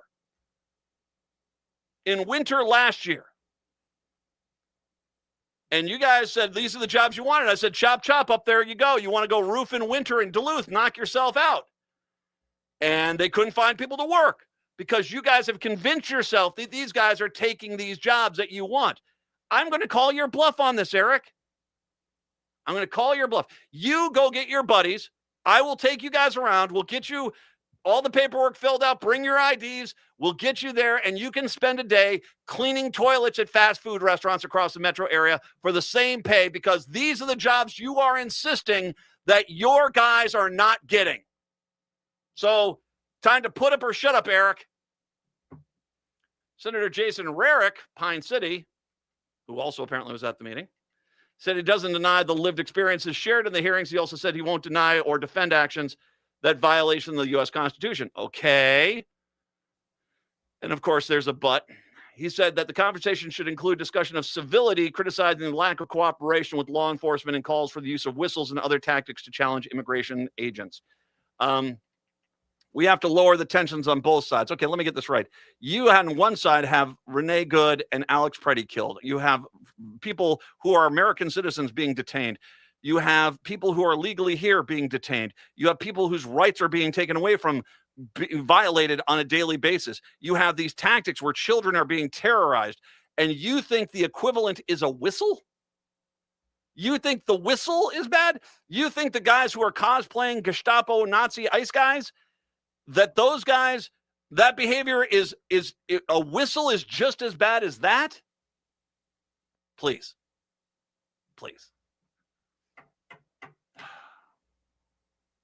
I don't know how you can help these people.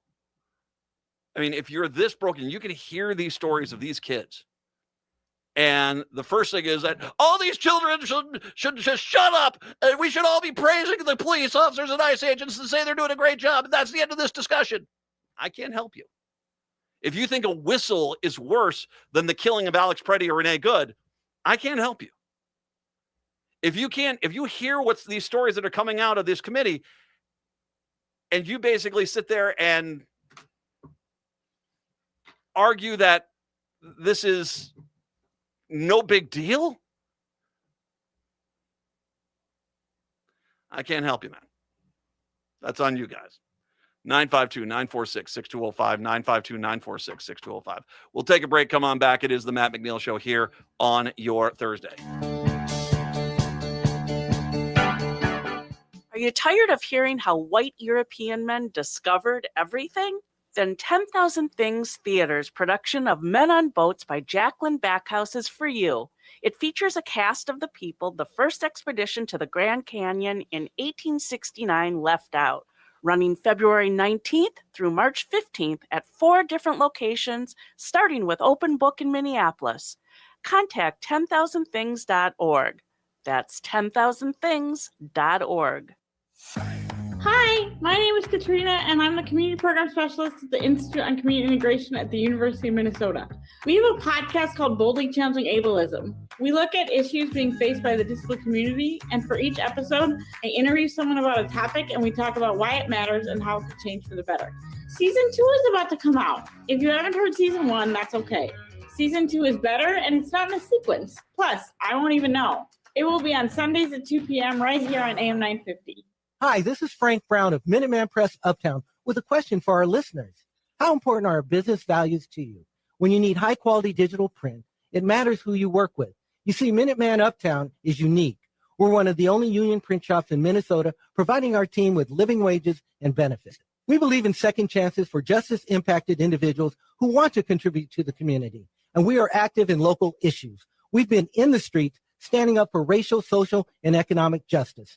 At Minuteman Uptown, our mission is to connect all communities through technology-driven print solutions. An example of that mission is when I moved Minuteman Uptown to North Minneapolis. We're invested in this local community, and we help small businesses and local organizations throughout the Twin Cities reach their audiences. Reach out to Minuteman Uptown and partner with a printer that shares your values. Call us today at 612-870-0777 or visit us at mpuptown.com.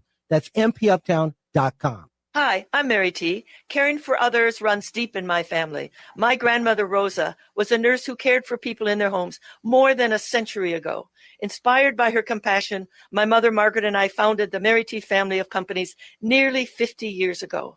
Today, we continue that legacy across Minnesota, Wisconsin, Maryland, and Arizona, providing senior living, assisted living with memory care, home health, hospice care, rental housing, and support for people with disabilities. Each service is personal, creative, and focuses on the unique needs of those we serve. We also believe in joy and community, which is why we opened Crooner Supper Club in Fridley, a place to celebrate life with music, laughter, and connection. At Mary T, we're proud to be a Minnesota family company rooted in compassion, inclusion, and respect, and proud supporters of AM 950 and the values that this station represents.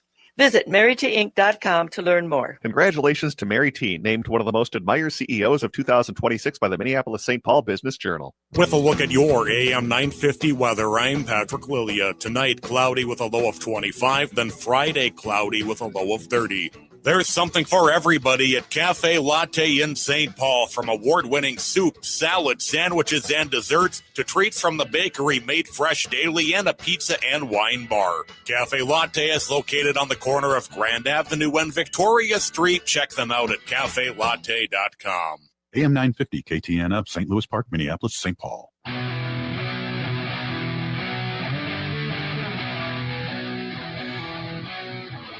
It is the Matt McNeil Show on BAM, Blue Amp Media, and blueamp.com, blueamp.co on Substack, blueamp.co on Substack, and, of course, AM 950, the progressive voice of Minnesota. No, Eric Lucero was in that meeting. I was wrong. I misread the article when I prepped the show. I apologize to him if that caused him any discomfort or anything. But still, you said one of the dumbest things I've ever heard, that there are these jobs, that the undocumented workers are working the jobs. I swear to God, give me 20 guys. Eric, round you, I want you to do this too.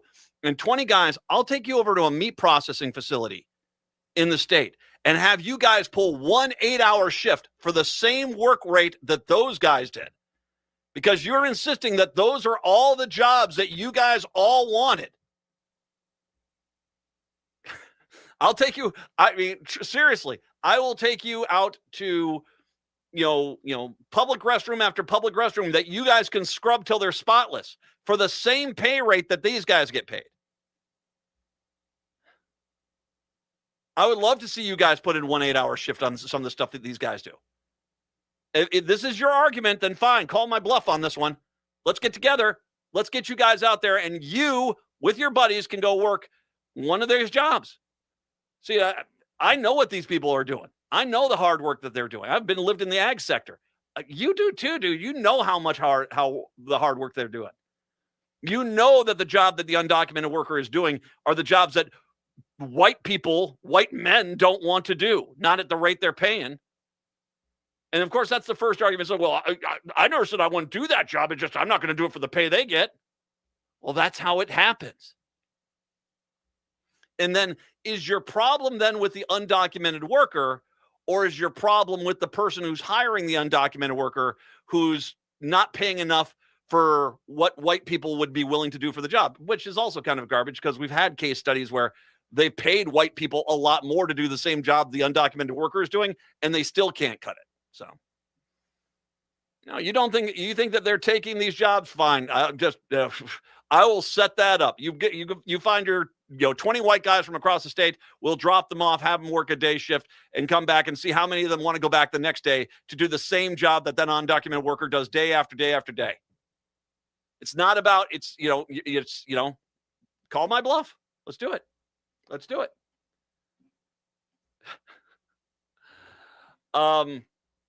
Speaking of, I got to bring up. We have to talk about. Sometimes these communities, we have to kind of talk a little bit about the people that are running some of these rural towns and how they basically are. We need to make a list of towns we probably need to avoid, because some of these towns, well, frankly, they're clearly not very welcoming. I'm going to start off with the town of St. Francis, which is what I'm sure they wouldn't call a suburb, but I think they're kind of an outlying suburb of Minneapolis, St. Paul, up in the far north. The council voted January 20th to formalize a resolution directing the city to fly Minnesota's 1957 state flag rather than the current official flag flown at the Minnesota State Capitol. Now, for everybody out there, The old flag needed to be replaced. I'll get to that here in a second. It had to be replaced. They had a bipartisan committee take submissions from across the state, narrow them down, work with, was it lexicographers, the guys that are flag experts, to get a flag that represents, and that's the blue, the two-tone blue with the white star, 8-pointed star, which is from the rotunda at the state capitol. We are the North Star State, too. That is on the left side of it, and we put that out, and it's a beautiful flag, and it's actually been rated one of the best flags in the country. And it's been great until Republicans made it an issue saying they forced this new flag down our throat, and they called it the Somali flag. Now, any person that looks at the Minnesota state flag and sees the Somali flag is just a racist piece of crap. I mean, let's just be honest. They're just, if you can't see the obvious differences between the flags, you're just racist. That's just what it is. And unfortunately, this is an epidemic in this state, and that's just that. And St. Francis seems to be the epicenter of it. The resolution was approved 5-0, states the city's opposition to flying the current state flag. The vote followed an early discussion where the mayor, Mark Vogel, described the move in a statement opposing actions against the state level of adopting a new flag. They didn't run it past me first, and I'm the mayor of St. Francis. Yeah, exactly. Once they introduced the new flag in 2024, council member Sarah Udvig asked whether the council was comfortable with the decision, noting the city could endure additional costs. But hey, being belligerently bigoted, there's no price too big to pay for that, apparently. Mayor Mark Vogel said he researched the issue and found that flag manufacturers remain willing to produce the older or custom designs. He said companies are more than happy to print any state flag, including discontinued designs. Council member Joe Muehlbauer joked that he would not mind flying the 1858 flag before adding that the decision would not cost taxpayers additional money. Now, it's interesting he brought in the 1858 flag. So it's, once again, there's a lot of dog whistle racism going on in this story, which you may not understand. To understand this, I'm going to explain it really quick. We need to go back to the original Minnesota state flag. There are two main reasons for retiring the flag. The first, by far, is most important, the relationship to the Minnesota settler colonial history. The seal itself, a complex, messy affair, dates to 1858. That's the flag that this jackass wants to fly.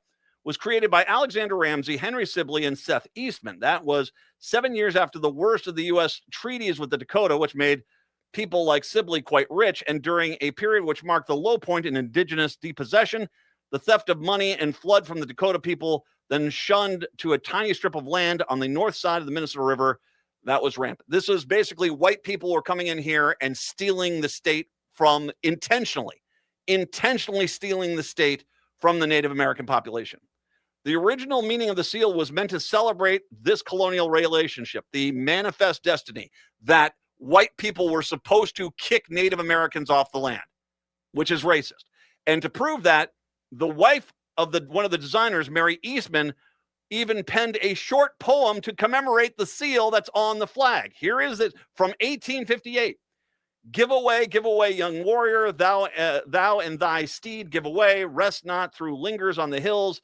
The red sun's parting ray, the rock bluff and prairie land. The white man claims them now. That's from 1858. This was undeniably a racist flag, with white Europeans saying it's time to kick all the Native Americans off their own land. So when the one guy says, I want to do this, he's basically saying, go get those Native Americans. That's what he's saying.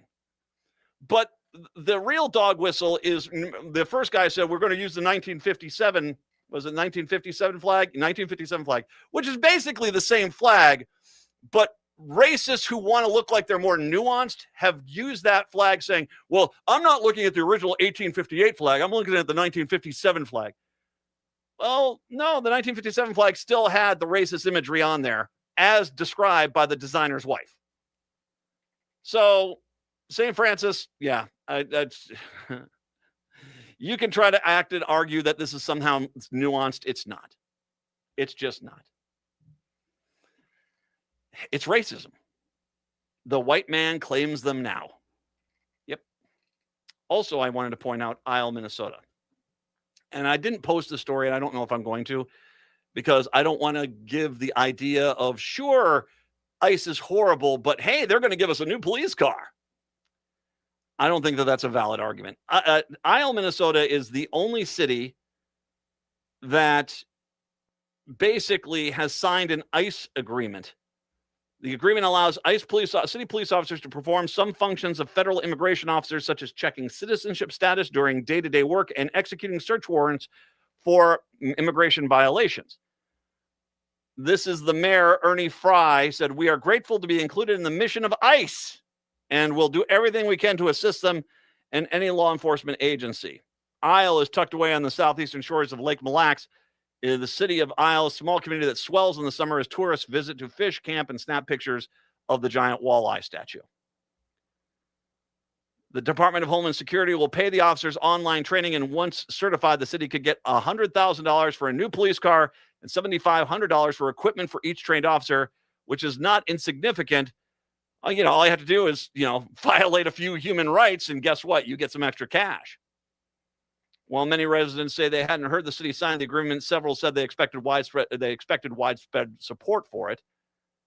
There are 7 Minnesota counties: Cass, Crow Wing, Freeburn, Itasca, Candy, Ojai, Mille Lacs, and Sherburne, with similar agreements to aid ICE with immigration enforcement.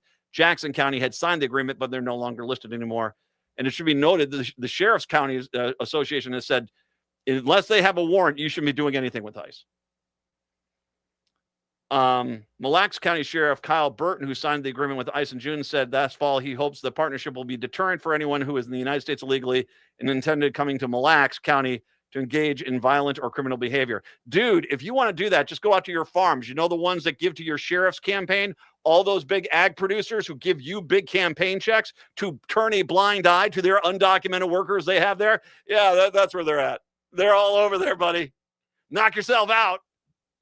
Oh, you don't want to go get those undocumented workers because you don't want to discourage the old campaign checks? Is that what's going on? I don't know. But you got them there. But for some reason, you don't seem to be rating where all the undocumented workers are. Now, I don't think you should be, but you're the one that says we need to get all these people. Well, I can give you probably 5 or 6 ag producers in Mille Lacs County you should probably go check on right away. But you won't do that, will you? Not at all. I'm going to go back to that one line. Isle, Minnesota is a small community that swells in the summer with tourists. Well, there's one quick way to make sure, because I guarantee you they're not going to, if the Twin Cities doesn't go up there and help that community, well, maybe they'll think about getting to bed with ICE again. That's what I'm just going to say it like that. 952-946-6205. We'll take a break. Come on back. It is the Matt McNeil Show on the Thursday. In today's uncertain times, Woodland Stoves and Fireplaces believes that a fire can add comfort and security to your life. At Woodland, our mission is to connect you to a place for fire that works. Woodland Stoves and Fireplaces installed our wood stove years ago, and we still love it. Watching the fire, feeling the heat is a joy we experience every day. And knowing we have a reliable heat source makes us feel snug and safe. There are many choices in wood, gas, or electric. For diversity and styles, at Woodland Stoves and Fireplaces, we display over 180 models, and 35 of these are burning displays. You can experience the glow and warmth of a live fire. Whether wood, gas, or electric, find a fire that warms your heart, a fire that adds comfort and security to your life. See the many choices at Woodland Stoves and Fireplaces, located on the corner of East Franklin and Riverside Avenue in Minneapolis, and online at woodlandstoves.com. Woodland Stoves and Fireplaces since 1977. For over 48 years, our slogan has been, out of the ordinary products and services. Our mission is to get you a fireplace that works in your life. Hey everyone, it's Ellie Krug, the host of The Legal Trends Woman that airs on Saturdays at 3 o'clock. As some of you know, when I'm not doing radio, I'm writing things. A decade ago, I published my first book, Getting to Ellen, a memoir about love, honesty, and gender change. More recently, my newest book, Being Ellen, A Second Chance at Life, was released. I'm thrilled about that, so much so that I partnered with one of AM 950's friends and advertisers, Big Hill Books in Minneapolis, for an author event where you can come and meet me and hopefully buy a book or two. The author event at Big Hill Books will take place on Sunday, March 1st from 2 to 3 in the afternoon. Big Hill Books is a lovely place with all things literary. Please come. I'd love to personally inscribe a book for you and to chat about what it means to live authentically, true to oneself. Again, please join me on Sunday, March 1st at Big Hill Books, which is located at 405 Penn Avenue South in Minneapolis. I look forward to seeing you. Hey, it's Patrick for Zero Res. February is the month for love, so when was the last time you gave your carpet the love and attention it deserves? Maybe you've been procrastinating on the holiday post-mortem cleanup at your house. Are you worried if you got down on your hands and knees what you might see or smell? Not only is your carpet one of the biggest investments in your home, but it's also the largest air filter in your home. And what's worse, you're going to be stuck inside breathing this nasty stuff for months. And you're just in time for Zero Res's post-Valentine's Day flash sale. Get 3 rooms of carpet cleaned for $109 plus a 4th room free. But you have to book by February 20th. Call my friends at Zero Res right now, 9520-RES, or go online to ZeroResMinnesota.com and say you want the AM 950 special. A 4.9 rating on Google reviews and over 21,000 satisfied customers can't be wrong. Backward or forward spells the same. Zero Res.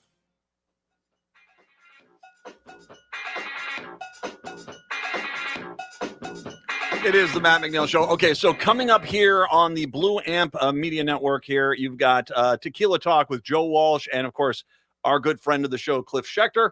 That's right up after our show here. They'll be talking about the issues of the day and guzzling some fine tequilas. So make sure you stick around for that coming up after here. On AM 950, may I highly, highly encourage you to stick around for what I think is one of the best radio shows I've ever heard in my life. It's Native Roots Radio.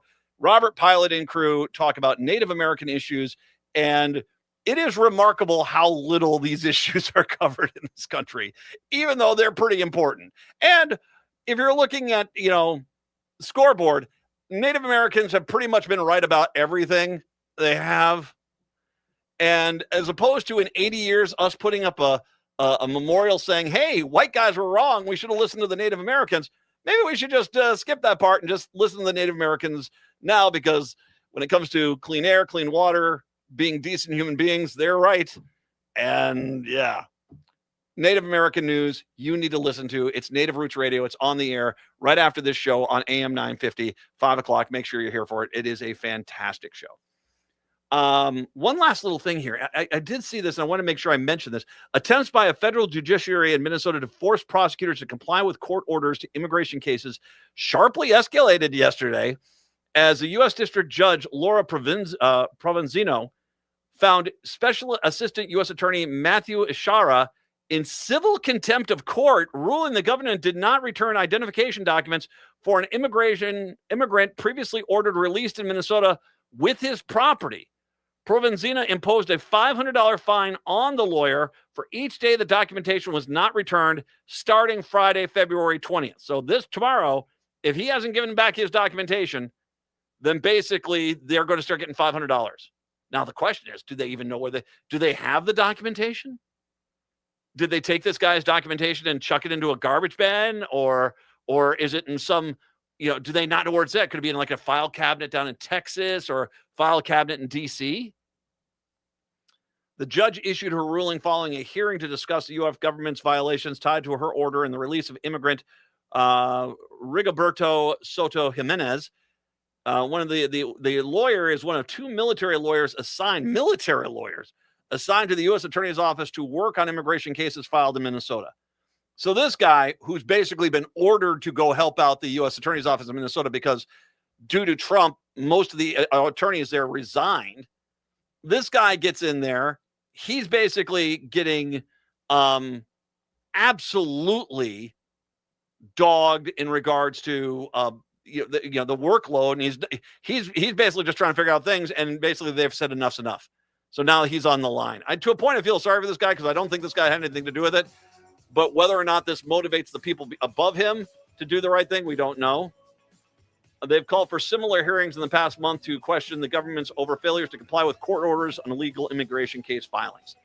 And there's a lot of those cases starting up. And once again, the U.S. Attorney's Office, most of the U.S. attorneys quit because, well, Trump's an absolute jackass of a human being. So that's why. Native Roots Radio up next. Tequila Talk with Cliff Schechter on BAM. We'll be back tomorrow. Till then, see ya. Greg Bakken here. I'm on a mission with Eat Local